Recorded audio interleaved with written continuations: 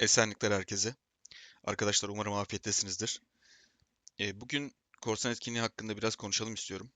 Çünkü bu etkinlik pek sık gelen bir etkinlik değil ve geldiği zaman da iyi değerlendirmek gerekiyor.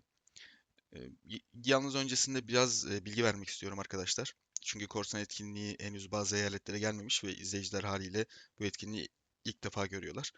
Hem onlar için iyi olur hem de ufak bir üstüne geçmiş oluruz. Şimdi bu etkinlik ortalama 40 ila 45 gün arasında bir geliyor. Yani aslında 6 haftada bir geliyor. Ve bir genin ikinci çarkından ve beşinci çarkından sonra geliyor. Yani 3 çark arada fark var. Beşinci çarktan sonra geliyor etkinlik. Ondan sonra bir 3 çark daha bekliyor. Bir sonraki gene geçiyor. Ve onun da ikinci çarkından sonra geliyor. Haliyle arada hep bir 6 haftalık süreç oluyor.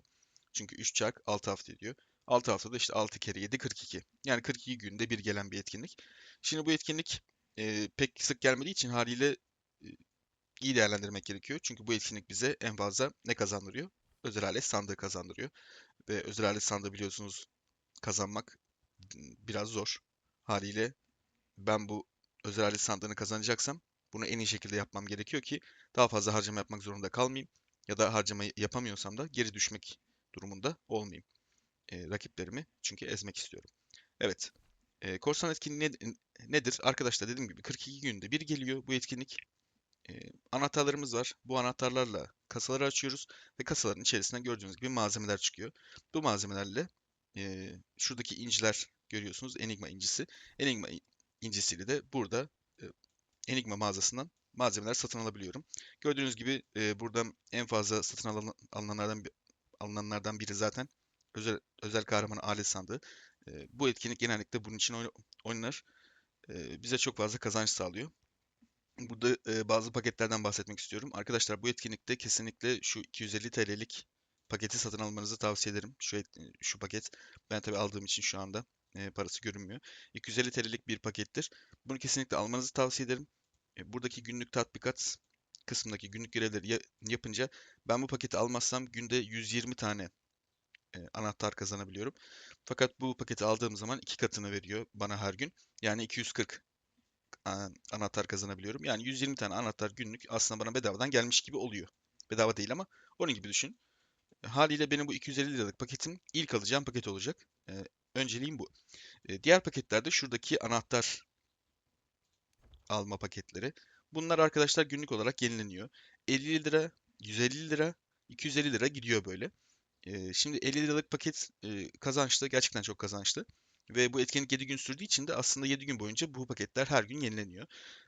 Ben mesela bugün diyelim ki 50 liralık, 150 liralık ve 250 liralık paketleri aldım. Bir sonraki gün tekrardan 50 liralık paketten başlıyor. Buradaki en kazançlı paketler kesinlikle 50 liralık ve 150 liralık paketlerdir arkadaşlar. O yüzden o iki paketi almanızı tavsiye ederim. En kötü günlük olarak 50 lira harcayabilirseniz buraya 7 gün içerisinde toplamda 350 lira e, gibi bir tutar oluyor. Ve burada 7 gün içerisinde 120'şer anahtardan 840 anahtar kazanabiliyorsunuz. Bunu tavsiye ederim. En kazançlı paket bu diyebilirim. 150 liralık paket de kesinlikle kazançlıdır. Aynı oranda artıyor zaten. 50 liralık paket 120 anahtar veriyor bize. 150 liralık paket bunun 3 katı yani doğru orantılı. 360 anahtar veriyor. Fakat 250 liralık pakette 480 anahtar veriyor. Yani burada artık kazanç düşmeye başlıyor. 250 lira ve sonrasında artık kazanç gitgide düşmeye başlıyor. Haliyle zarara girmiş oluyoruz. 250 liralık pakete sarkmamanızı tavsiye ederim. 50 ve 150 bizim işimizi fazlasıyla görüyor zaten. Ee, Korsan etkinliği ile ilgili genel verebileceğim bilgiler bunlar. Zaten burada arkadaşlar kasa açtıkça burada belli bir ilerleme bir yolumuz var. Bu ilerlemeyi kat ettikçe bu puanları yani her kasa için bir puan veriyor. Burada işte bize bazı ödüller veriyor. Şurada mesela 30 inci vermiş. Burada kitap veriyor. Bu e, ilerleme puanlarını kazanmanızı tavsiye ederim belli bir noktaya kadar. Çünkü zaten belli bir noktadan sonrası yapılamaz. Ben bunu zamanda hesaplamıştım. 500 tane kasa açmak için bana yaklaşık olarak 33-34 bin tane korsan anahtarı gerekiyordu. Bunu da tek bir etkinlikte kazanmam neredeyse imkansız. Bütün paketleri alsam bile. Haliyle o yüzden şu 500'e ulaşmayı zaten aklınızdan çıkarın yani. Bu çok gereksiz olur. Bir de şöyle bir şey var. Etkinlik geldiği zaman her gün benim 3 tane yenileme hakkım oluyor. Burada tabii kırmızı kasalar var. mavi kasalar var ve tabii ki de sıradan kasalar var. Burada yenileme hakkım oluyor. Benim günde 3 tane yenileme hakkım oluyor. 90 anahtar vermeden bedavaya yenileyebiliyorum. Yenilediğim zaman tekrardan kasalar yenileniyor ve açtığım kasalar gidiyor, yerine kapalı kasalar geliyor. Bu her gün bu haklarınızı kullanmanızı tavsiye ederim. Tabii içerisinden çıkan malzemelerin oranları da burada gördüğünüz gibi değişiyor. Görkemli sandıkta tabii ki de en yüksek oranlar var. Bu en yüksek oranları görkemli sandıkta yakalayabilirsiniz. Seçkin sandıkta oranlar biraz daha düşüyor. Artık normal sandıkta oranlar iyice düşmeye başlıyor. Eee, Genel olarak verebileceğim bilgiler bunlar arkadaşlar. Korsan etkinliği ile alakalı. Kasa açma mantığımız nedir? Şimdi arkadaşlar bildiğiniz gibi bir kasayı açarken bakın gördüğünüz gibi 60 tane korsan anahtarı istiyor benden. 60 tane korsan anahtarı harcıyorum her birisi için. Hepsini açacak olursam da 540 yani 9 kere 60 çarpıyorum. 540 anahtar harcıyorum. Diyelim ki 540 anahtar harcadınız ve bütün kasaları açtınız. O zaman yenilemek için tekrar bir 90 anahtar harcamanıza gerek yok. Çünkü bütün kasaları açtığınız zaman artık yenilemek ücretsiz oluyor. Bu da aklınızda bulunsun. Önemli bir detay çünkü. Şimdi kasa açma mantığında şöyle bir şey yapmamız gerekiyor. Diyelim ki burayı yenilediniz. Bu ekranı yenilediniz. Ücretsiz yenilemeyle. Yenilediniz bu ekranı ve karşınıza mesela bir tane kırmızı sandık çıktı, bir tane de mavi sandık çıktı. 7 tanesi sıradan sandık. Burada arkadaşlar sadece kırmızı sandığı açıp daha sonrasında yenileyebilirsiniz. Yani bütün hepsini açmanıza gerek yok ya da yani beklemenize gerek yok. Çünkü arkadaşlar bu normal sandıklarda genellikle pek güzel ödüller çıkmıyor. Haliyle ben güzel ödüller çıkmayan bir kasa için 60 sandık 60 anahtar niye harcayayım? Ben mavi kasayı açarken de 60 anahtar istiyor benden. Kırmızı kasayı açarken de 60 anahtar istiyor. Normal kasayı açarken de 60 anahtar istiyor. Haliyle benim amacım öncelikle kırmızı kasaları ve mavi kasaları açmak olacak. Burada eğer onların sayısı çok azsa sadece kırmızı kasayı açıp daha sonrasında yenileme yapabiliriz. Daha güzel bir kasa koordinasyonu gelsin diye. Böyle bir şey yapmanızı tavsiye ederim.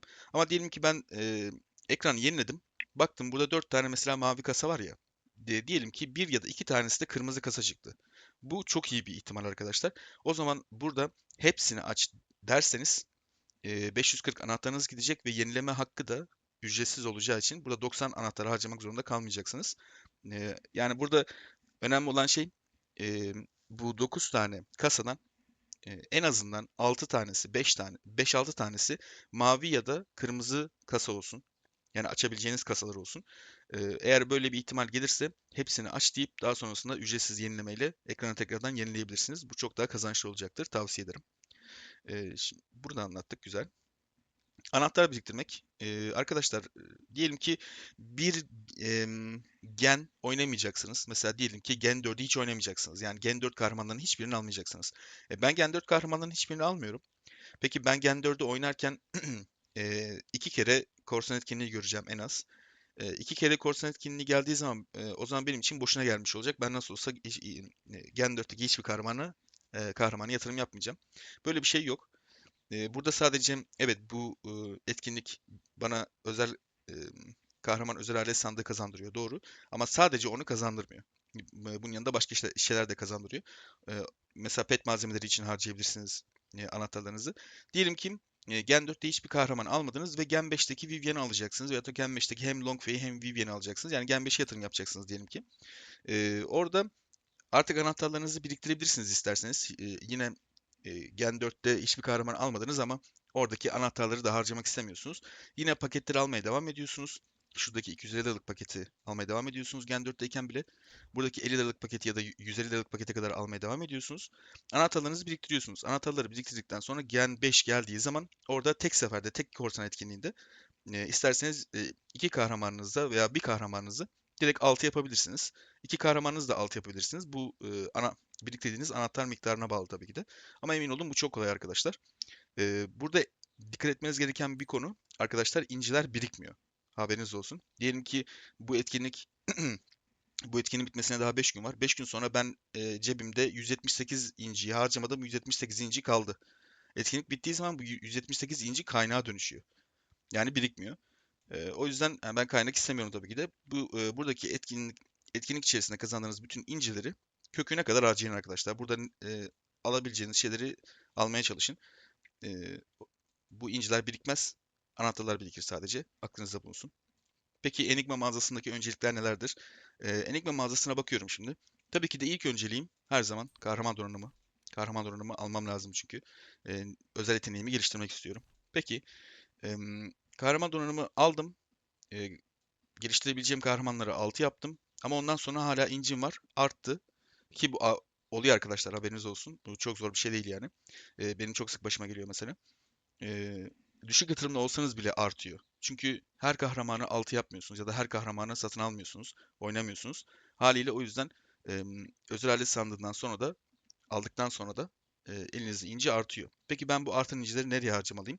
Şimdi arkadaşlar öncelikle tabii ki birinci önceliğimiz kahraman donanım sandığı dedik. İkinci önceliğimiz pet malzemeleri ve tabii ki de TP. Şimdi ben burada ikinci önceliği kesinlikle TP'ye veriyorum. Çünkü TP arkadaşlar biliyorsunuz her ne kadar sağdan soldan geliyor olsa da o kadar fazla gidiyor ki, o kadar fazla harcanıyor ki e, bir noktadan sonra artık TP bulamaz hale geliyorsunuz. TP yetiremiyorsunuz bir türlü. Özellikle kahraman donanımlarınız kırmızı olduktan sonra. Bu bizi aşırı derecede zor duruma sokuyor. Böyle bir durumda kalmak istemiyorum. Yani benim elimde mitil, düşünsenize, mitil biriktirmişsiniz. Sarı donanım parçası, sarı donanımları biriktirmişsiniz. Çok güzel. Çekicinizi de biriktirmişsiniz. Çekiç de var, harika. Ama kırmızı e, kahraman donanımınızı kırmızı yaptıktan sonra ilerletmek için TP'ye ihtiyacınız var. TP'niz yok. Yani sırf şu TP olmadığı için kahraman donanımınızı kırmızı yaptıktan sonra bir üst seviyeye atlatamıyorsunuz mesela. 19'dan 20'ye geçiremiyorsunuz. Veyahut da 39'dan 40'a geçiremiyorsunuz. Bu emin olun arkadaşlar insanı gerçekten dumura uğratır cinsten bir şey. Çok sinir bozuyor. Özellikle etkinlik esnasında eğer bunu etkinlikten önce hesaplamadıysanız ve etkinlik esnasında böyle bir şeyle karşılaştıysanız hem alacağınız puanlardan mahrum kalıyorsunuz hem de sizin gücünüzü aşırı derecede düşük gösteriyor. Çünkü seviye atlatamıyorsunuz. O yüzden ben kesinlikle ikinci önceliği TP'ye veriyorum. Üçüncü öncelik de tabii ki pet malzemelerinde. Arkadaşlar pet malzemeleri hani gerçekten önemli. Yani bizi 2 saat boyunca o kadar güçlü hale getiriyor ki o pet yetenekleri. Ve tabii ki kalıcı istatistik de veriyor bize. O yetenekleri benim geliştirmem lazım. O yetenekleri kullanacağım çünkü. Yani gördüğünüz gibi mesela KVK'da Kırmızı Alan Savaşı'nda canlı yayında göstermiştim. Kırmızı Alan Savaşı'nda rakip benden çok güçlü olmasına rağmen ben o pet yeteneklerini kullandıktan sonra kırmızı alanı komple temizlemeye başlamıştım. Yani petler insanı hesaplarınızı aşırı derecede güçlendiriyor, aşırı derecede bir üst kademeye çıkarıyor. Ve hani yenilmez gibi bir şey oluyorsunuz aslında. Tabii karşınıza bir Megalodon çıkmadığı sürece. Megalodon sayısı da çok az zaten. O yüzden kesinlikle petlere önem verebilirsiniz. Üçüncü önceliğimiz de pet diyelim. Tamam, burayı da anlattık, çok güzel. Peki pet malzemeleri ne zaman alınmalı? Diyelim ki bir gen atlıyorsunuz ve anahtar biriktirmede ihtiyacınız yok. Petleriniz geride veyahut da bir sonraki gelecek olan petler için de hazırlık yapmak istiyorsunuz. Eee, Buradaki öncelikli olarak kahraman donanım sandığını hallettiniz. Buradaki şeyleri aldınız. Parçaları aldınız. Tamam, artık anahtarım var, incim de var. Ben peki nereye yatırım yapacağım? Buradaki TP'leri aldıktan sonra artık pet malzemelerine yatırım yapabilirsiniz. Pet malzemelerini alırken de arkadaşlar şuna dikkat edin. Mesela evet, kasalar çok önemli. Bu kasalar çok değerli biliyorsunuz. Yalnız kasa miktarı çok fazla ama yanında mama yok. Yani yine bir örnek vereceğim. Mesela şöyle bir şey düşünün. Etkinlik geldi. Petlerinizi geliştireceksiniz. Petinizi mesela 80'den 90'a atacak kadar aslında pet malzemeniz var, kasanız var. Ama 80'den 90'a götüremiyorsunuz. Niye? Çünkü elinizde mama yok. Yani mama yok diye petlerinizi seviye atlatamamak o kadar sinir bozucu bir şey ki aynı TP ile aynı mantık işte. O yüzden bunların ikisini oranlamanızı tavsiye ederim arkadaşlar. Yani tam oranı açıkçası bilemem. Bununla ilgili tablo vardı zaten. Bununla ilgili etkinlikten önce plan yapmanız gerekiyor. Yalnız şu evcil maması çok az. Bu pet kasası çok fazlaysa etkinlikte inanılmaz sinir bozuyor. Aklınızda bulunsun. Pet malzemelerini de bu şekilde alabiliriz arkadaşlar. Tavsiye ederim. Petlerinizi kesinlikle geride bırakmayın. Bu arada bir sonraki videomuz petlerimizi nasıl geliştireceğimizle ilgili olacak. Onu da söylemiş olayım şimdiden, haber vermiş olayım. Peki en sık yapılan hata ne? Arkadaşlar diyelim ki ben şu an Gen 5'te oynuyorum. Ben Gen 5'te oynarken Vivian'ın özel aletini 6 yaptım. Tamam mı? Yani şu an örnek veriyorum, farazi konuşuyorum. Henüz 6 yapmadım ama diyelim ki 6 yaptım. 6 yaptıktan sonra artık ben ne yapacağım? Yani bu özel alet sandığına artık ihtiyacım yok. Gen 5'teki özel aletlere artık ihtiyacım yok. Peki bu korsan etkinliği geldi. Ben hala devam ediyorum kasa açmaya. Peki ben ne yapacağım? Arkadaşlar bakın. Şuradaki özel alet sandığı ödülünü ben eğer kahramanımın özel aletini 6 yaptıysam artık buna ihtiyacım kalmıyor zaten. O yüzden bunu yüze getirmeye çalışmamalıyım. Kasaları yani 100 tane kasa açmaya çalışmamalıyım. Eğer bunu alırsam ne olacak? Benim ekstradan 20 tane elimde özel alet sandığı olacak ve bunu hiçbir şeye kullanamayacağım. Çünkü zaten 6 yapmışım. 6'dan 7'ye atmak için zaten benden 35 tane kasa istiyor. 35 tane kasa da yok. 20 tane kasa var. Bu böyle çantanızda boş boş duracak. O yüzden 100 tane kasa açmaya çalışmayın. Bu çok sık geliyor. Oyuncuların başına genellikle bu etkinlikten önce hesap kitap yapılmadığı zaman bu durumla karşılaşılıyor. O yüzden buraya ulaşmaya çalışmayın. Eğer özel alet sandılarına ihtiyacınız yoksa 50'ye kadar ulaşıp bırakabilirsiniz. Burada zaten 50 olunca 30 tane şey veriyor. Anahtar kasası veriyor. O anahtar kasasından şöyle göstereyim. Anahtar kazanabilirsiniz bol miktarda. O yüzden buna dikkat edin. 20 tane ekstradan özel yetenek sandığı benim hiçbir işime yaramayacaksa ben bunu almak için uğraşmam. Niye uğraşayım ki? Boşuna anahtarlarımı harcamış olurum boş yere. O yüzden buraya kadar gitmeye çalışmayın. Özellikle petlere mesela ben bir tane korsan etkinliğinde hiç özel alet almaya çalışmadım. Sadece pet malzemeleri almaya çalışmıştım. Çünkü petlerim çok gerideydi ve onun için o açığı kapatmam lazımdı. Orada mesela ne yaptım? 100'e kadar götürmedim. Şöyle 50'ye kadar götürdüm. 60-70'te falan bıraktım ben. Ya şunun ortalarında falan bıraktım. Çünkü daha fazlasını uğraşarak, daha fazlasını harcayarak hem anahtarlarımı boşaltmış olacağım. Hem de buradaki 20 tane özel alet sandığı benim hiçbir işime yaramayacağı için öyle boş boş çantada duracak. Buna dikkat etmenizi tavsiye ediyorum. Özel aletlerinizi, kahramanların özel yeteneklerini yani bunlara widget deniyor. Bundan sonraki videolarda da widget diye bahsedebilirim.